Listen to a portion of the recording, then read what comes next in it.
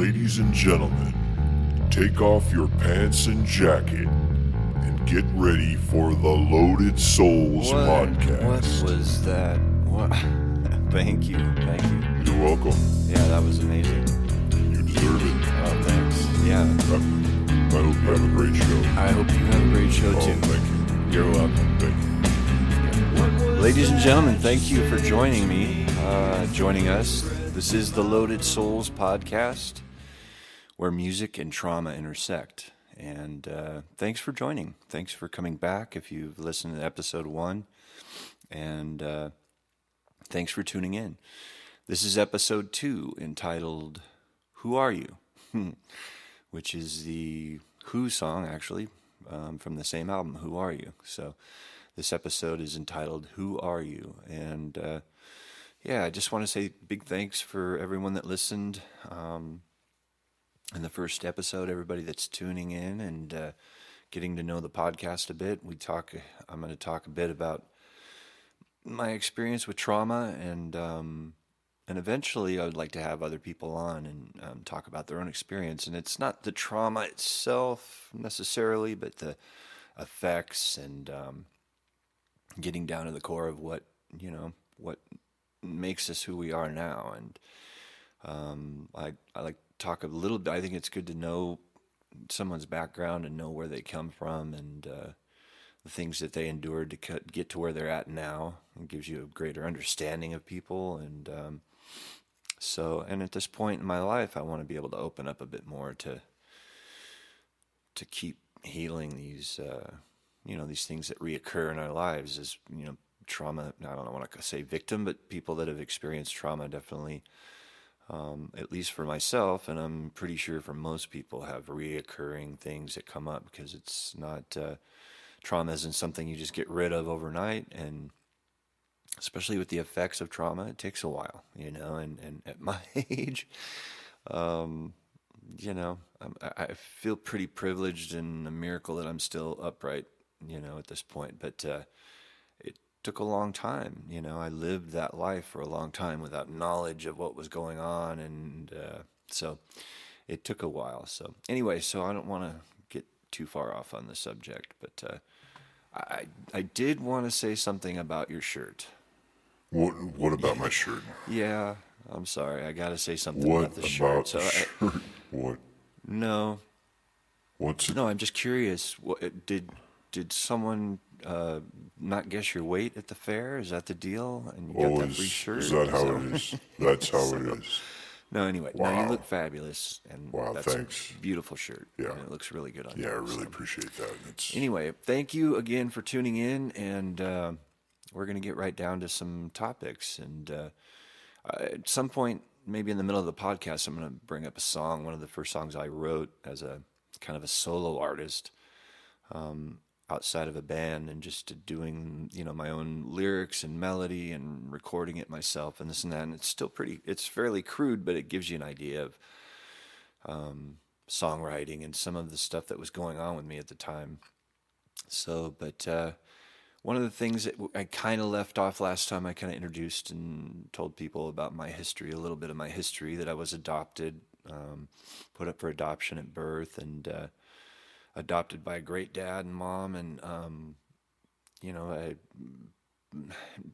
when I got to a certain age, I guess it was around 8 or 9, my adopted mother passed away. So those were two major things that happened to me as a child, and that kind of shaped a lot of my views of the world and how I interacted with people, and the fear and anxiety and things that went along with it. And these were basically things that were really not uncovered until I got a lot older. I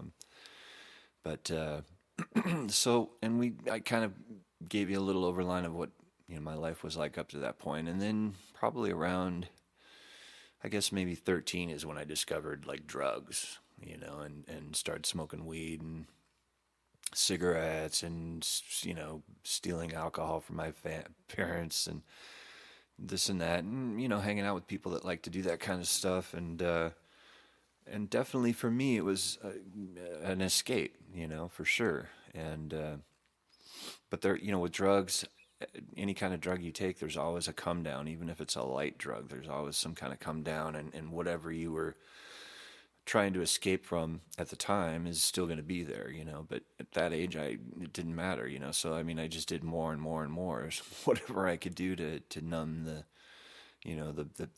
anxiety feelings and the pain and all that good stuff. So, and that took a toll. I did that for a while, and it was back in late 70s, mid to late 70s into the 80s, and at that time there was a huge push. I think must have been the Reagan thing with all the say no to drugs and this and that, but tons of care units and the Betty Ford Clinic and all these places started opening up, and there were a big push for adolescents going into these hospitals, and a lot of them made a lot of money. A lot of them were really good programs and this and that. I'm not judging them because I went into a couple, but so that was kind of my next flight was, things just got worse.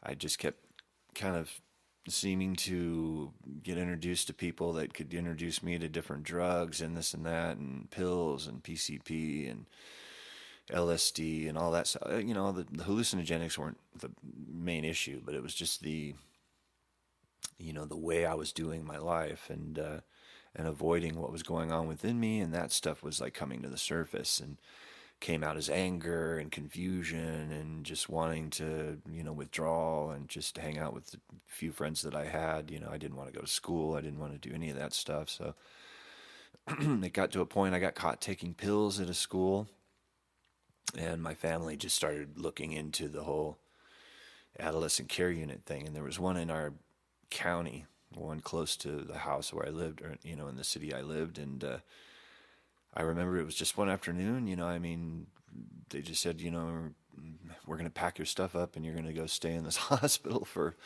however long it takes, with these drugs that you're taking and all the stuff that you're doing and yada, yada, yada. So I ended up going in to this lockdown adolescent care unit and was introduced to AA and Narcotics Anonymous and all, and a lot of therapy to a certain extent. It was trying to figure out why the kids that I was in there with, why I was doing the things I was doing, and mainly just to get away from the element that I was in.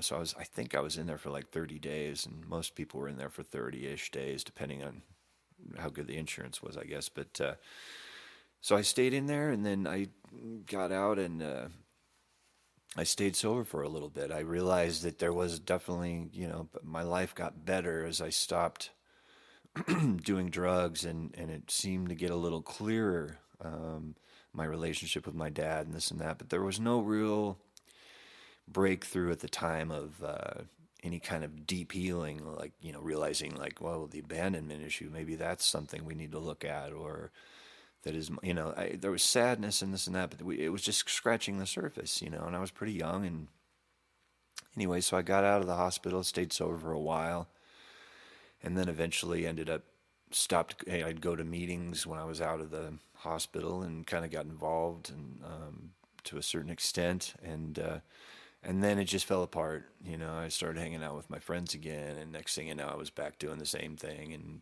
more of it, and just caused a huge issue with my dad and my stepmom at the time. My dad got remarried back when I was around 10 or 11, and so I had a stepmom there and a stepsister. And things just kind of went downhill. I got kicked out of the house and a couple times, and just was belligerent. And I wasn't violent or anything like that, but I was very depressed and very anxious and just wanted to disassociate, really, and that's what I was trying to do. So at one point, my dad offered one more time to put me into a program, and it was in LA, Coldwater Canyon Hospital, and I had a friend from the hospital that I was in, or, in the care unit, who was my sponsor, and he suggested the hospital program, and he was a really great guy and always behind me and this and that, and suggested that I go in the program. So I did. And I was in there for about 3.5 months, and on my 18th birthday, I was released. So but I learned a lot about myself in there. I mean, I did get into some deep therapy and some stuff like touching issues about the abandonment of my mom and and my mom passing away and just things like that. But just, the main goal was to stay sober, get and stay sober and stop doing what I was doing. And that's what I did. And I got out, I stayed sober for quite a few years. I mean, into the 2000s, and throughout that period, I just really got involved in going to AA meetings and NA meetings and being, in the functions they had and just staying away from any of the friends that I had that were that I used to hang out with that were doing drugs still and drinking and whatnot. So, and it did help a lot. I mean, it changed my life for sure. So, and I eventually started working in recovery, working at hospitals, working as a counselor, and that, just seemed to snowball and really kind of saved my life for a long period of time. And I owe a lot to those early years of going to meetings and meeting my core, the core people in my life that are still a part of my life, and still friends, and some of them still fairly close, really close. So yeah, that was a interesting time. And so even as I got into playing music later on in my 20s, I was completely sober the whole time. I wasn't drinking, wasn't doing drugs, which was probably a blessing for sure. It definitely was a blessing. But so yeah, I think a lot of the people that I know that have had trauma in their lives, I mean, a lot of them, not all of them, but have definitely had drug experiences and and still some possibly to this day are still struggling. I know some of them that are. And drugs served a purpose for the time I was doing them, but it was more of really trying to disassociate from who I was and what I was feeling. Once I got sober, there wasn't really a lot of avoidance in that way, at least. But you can be sober and still not dig into really what's going on with you. I mean, I did what I did what I felt like I needed to do to just kind of maintain my life, but I wasn't really interested in wanting to dig super deep into that adoption area and all that stuff until a little bit later. And I was encouraged to find my mom and all that, which was an amazing experience. And I'll talk about that probably in the next podcast. But so yeah, I mean, throughout those years, I'd gone to lots of different therapists, and like I said, in a couple different hospital programs. And I don't have to get into details of the drugs I did, but it was the late '70s, so whatever was going around, Quaaludes, lots of speed, lots of pot, LSD, blah blah blah, just the same thing that most people in smaller rural areas probably did, just like me, drinking and all that stuff, and everything that goes along with it. So thievery, all that good stuff. So, so anyway, yeah, it's at 18 I sobered up, got sober, and stayed sober for quite a while, and it definitely changed my life. So, so what I'm gonna do is take a short break. I'm gonna play a song. I'll give you a little intro of it. It's one of the first songs I wrote as like a solo artist, and I was just it was 2006. I'm going to take a little swig of water here. Thank you. 2006, and I was living in Seattle. I was working in Seattle and had moved to Yakima, which is about 3.5 hours away. So I was driving back and forth a couple times a week to, on the weekends to live in Yakima and work in Seattle. And I was starting to just play my acoustic more, and things were starting to be a little more creative. And when I was driving back and forth, I had this little tape recorder with me, and I would hum melodies into it and lyric ideas and this and that. And that's how I kind of started writing this song, and it just wrote back and forth, and it just kind of seemed to come out. I didn't really understand it at the time, and I'll talk a little bit about more of it after you hear the song. But it was an interesting process. And then eventually I got some recording equipment, a little software on the computer and this and that, and I was able to do some basic recording. And that's what I did with this one. It was basically just a demo and the idea that I had. And the song is called Back to Me. All right. Thank you.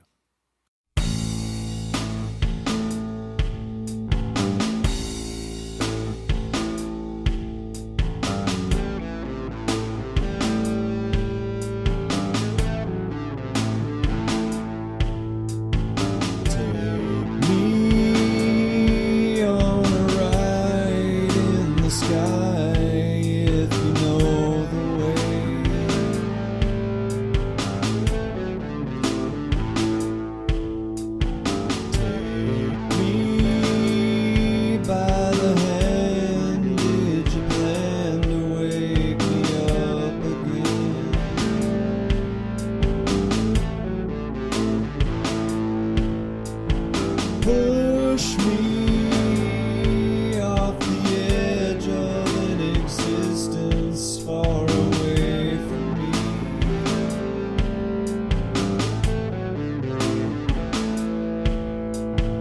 Like me, you're a spark inside the darkness. Try to harness me.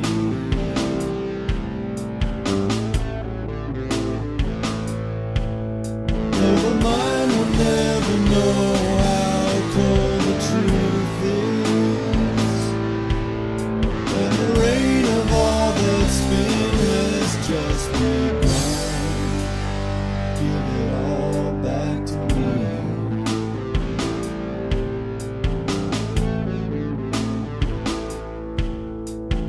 Hold me underwater where the darkest thoughts are washed away.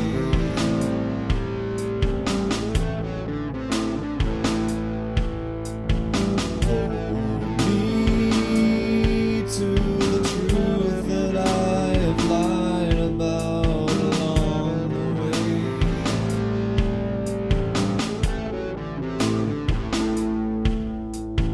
Kill me with the kindest words I've ever heard you say to me.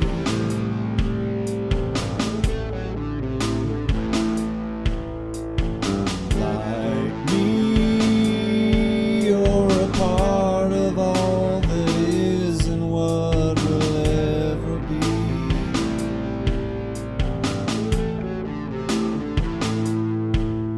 Though the mind will never know how cold the truth is, and the rain of all that's been has just begun.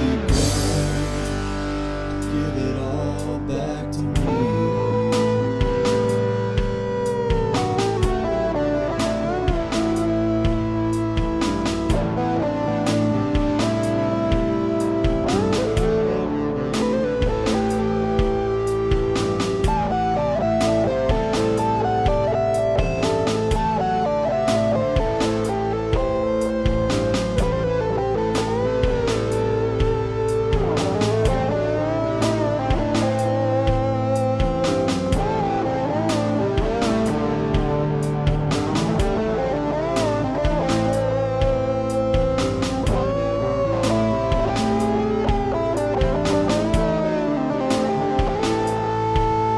Though the mind will never know how cold the truth is, and the rain of all that's been has just begun.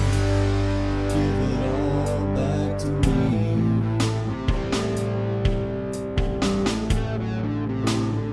Give it all back to me.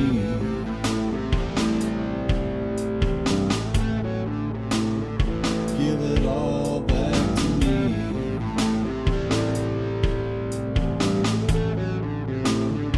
Give it all back to me.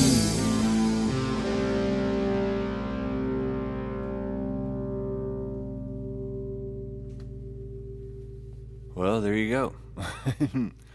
So yeah, that was written back in 2006, and yeah, I feel like I'm showing baby pictures, a little bit like, well, I was a little chubby, so don't judge me. But no, that I think lyrically and melody wise, really, I was kind of amazed at how that came out, and I really think that, and the words really tell it. I was asking you know, for something to happen and for something to come forth, and to get in touch with my inner being, if you will, or whatever. And that's really the start of the whole, transformation for me in a lot of ways. So anyway, yeah, I appreciate you listening, and I do have another version of that song that I did just a couple years ago with a good friend of mine, John Agwan, in a project called Stone People, and we put that out, and that's on. You can actually find it on YouTube if you type in Stone People. We have an album out called Monster, and it's on YouTube, and you can listen to that song. And John redid it and basically just used the bare bones of what I had. I sent it to him. I didn't have any recording equipment at the time, and he re-recorded it with some great guitar and bass and vocals, and definitely brought that song to life. So I'd encourage you to go check it out. It was really cool. So it's a great song. So anyway, yeah, and I think that was just something coming out in me, and wanting to know who who I was a little bit deeper, which kind of brings around to the whole topic of who are you. And one of the things that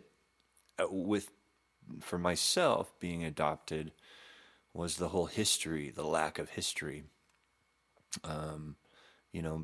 People growing up with biological parents and stuff don't really have a reference point of what it feels like to not really have like a history, which is kind of a weird thing to say. But so, besides being a teenager and trying to come into your own and figure out who you are, and I'm trying to figure out who I am based on not a lot of, knowledge of, I had no knowledge of my biological family, so I just had to go by my dad and this and that, but I knew we weren't blood related, that was just a knowledge. So there was always a curiosity of who I really, who was, what was the history of my family and all that stuff. So, and that's just something that sticks with you for a while, it's just the way it is, so there's always going to be that questioning and stuff. And like I said, eventually when I was in my 20s, I met my mom, and that kind of answered quite a few questions, brought up all kinds of different stuff. But and I'll definitely talk about that a bit. I think that's important. A lot of adoptees go through that, finding their family and their reunion and all that stuff. And there's all kinds of mixed stuff that goes on, but brings up all kinds of wounds. So that's a whole nother issue to deal with. But so basically, yeah, I wanted to share that song. And I've been writing some songs, off and on for quite a while now. And just in the past few months, I've just had kind of a creative flow going. So I have quite a few songs out on Reverb Nation, under Sound of Souls, and a few, like 3 videos out on YouTube under the Sound of Souls as well. And I'll post some links if I can in this podcast too, so you can go and check it out. But so yeah, the not knowing history and that kind of thing, that creates a little, confusion, and a lot of guessing and storytelling, and the things that I would make up in my mind of where I came from, or why I was abandoned, or why this happened and that happened. So for quite a long period of time, there were periods of time where I wasn't affected by a lot of this. I was just kind of living, I just went on with life, and I did things, and I worked, and I had this, and I had that, and I eventually moved to LA and started playing music and this and that with a good friend of mine. And so things don't, a lot of times there's periods of time with trauma that it just doesn't come up. Maybe every once in a while I got dumped, and that really, as far as I had a breakup, in my mid-20s, it really took me for a loop, and that kind of brought up some issues and, things that really were deep inside me and that I didn't really realize, I guess, at the time, So, but then, yeah. So I think we all, anybody that's experienced trauma has those periods where you just kind of go through life and you're kind of doing things, and you might not be, rubbing up against someone, or, the people that kind of get you to that place where you need, where the trauma comes up, so, we have periods of kind of a reprieve, I guess, for a while. So, but yeah, I think this is probably a good place to maybe let off and say goodbye. But I appreciate everybody stopping in and listening, and I'm definitely looking forward to episode 3. I'm gonna take a couple days and take a listen to this and see how it sounds, and get on to episode 3. Get into some more stuff. If anybody has any suggestions, and you can leave comments, I would really encourage that. So I could use any kind of feedback, or if you have ideas for shows or want me to talk about certain things. I don't really get into technical stuff about trauma. I mean, I've read some books, and I can suggest a couple that I liked, especially more towards adoption. I might have mentioned it in the first episode. I don't know, but yeah, just different things about, scars and trauma and healing, and definitely the healing power of music, writing music that is evoking things within you, to take a look at who you really are. So, yeah, well, I just want to say thank you again for tuning in, and I appreciate everyone's support, and I hope you guys have a great week, and we'll talk to you soon. All right, this has been the Loaded Souls Podcast. Well, Thank you. You took my line. You took my line. You took my line. Thank you for tuning in to the Loaded Souls Podcast from Big Springs, California. Beautiful, hot day. Say goodnight, Mercy.